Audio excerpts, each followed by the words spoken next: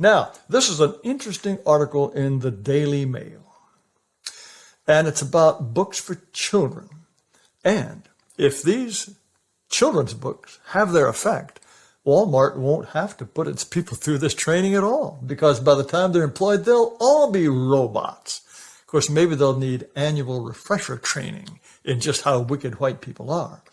But Daily Mail says, take a glance at the shelves of children departments in any major bookstore. And they begin with Joey. Joey. It's not a heartwarming tale about a baby kangaroo. It's an illustrated hagiography of Joe Biden.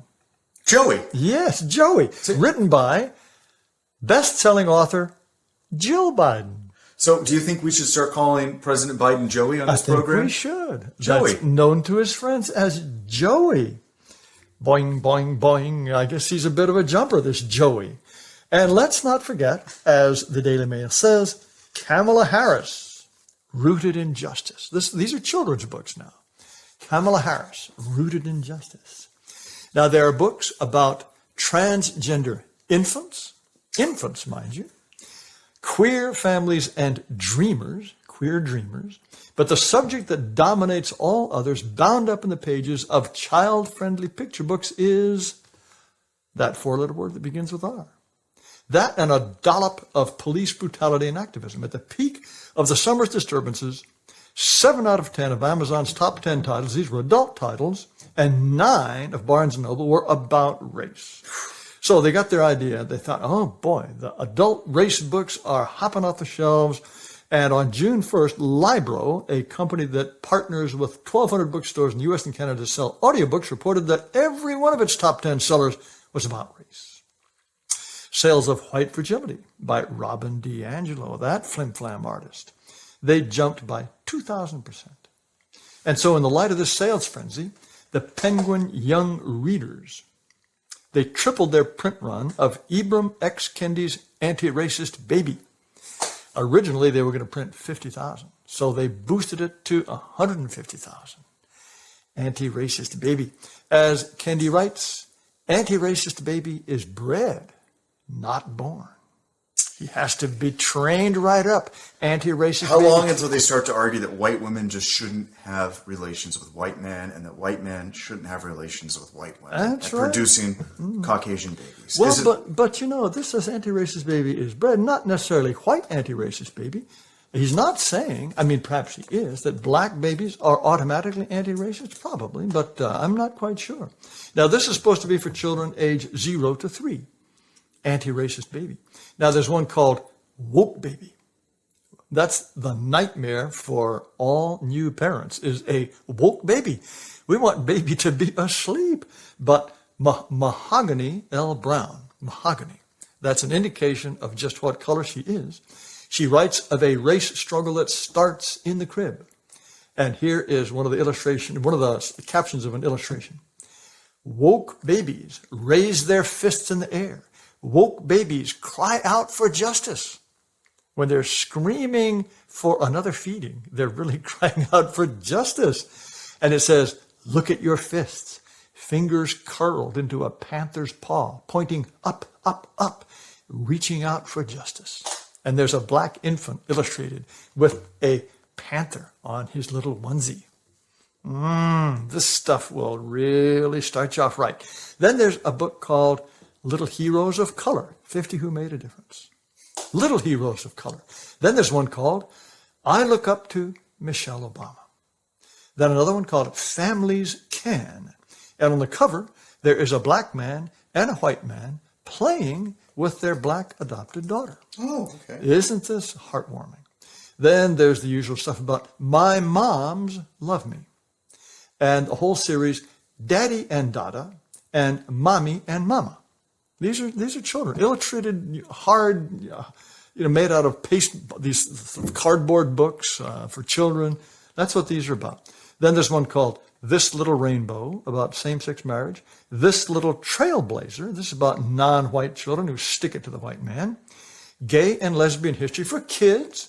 And when you were 5, weren't you just starving for gay and lesbian history? I was reading Dr. Seuss when I was 5, and Boxcar Kids and Goosebump books. I like. You mean you never read a title called "I Look Up to Oprah Winfrey"? You could have known. I used to hate having to know that Oprah Winfrey was on in the same house that I lived in. So, well, then there's the Who Was series. Who was? Who was Jackie Robinson? Who was MLK? Who was Ruth Ginsburg? Who was Rosa Parks? Et cetera, et cetera, et cetera, et cetera, et cetera, et cetera. Then one called Feminist Baby, and then a title called No! Exclamation mark. My First Book of Protest. That's the last thing parents want, is a protesting baby. Good grief. Then here's a great one called A is for Activist. Now, here's one called Julian is a Mermaid, in which Julian starts off as a boy, but he identifies as queer. And with his abuela's encouragement, you know what an abuela is? I do not. That is Spanish for grandmother. Okay. He's got an abuela. These days, even English speakers have abuelos, you see, because that's the language of the new master race, True. which we'd all better learn. True.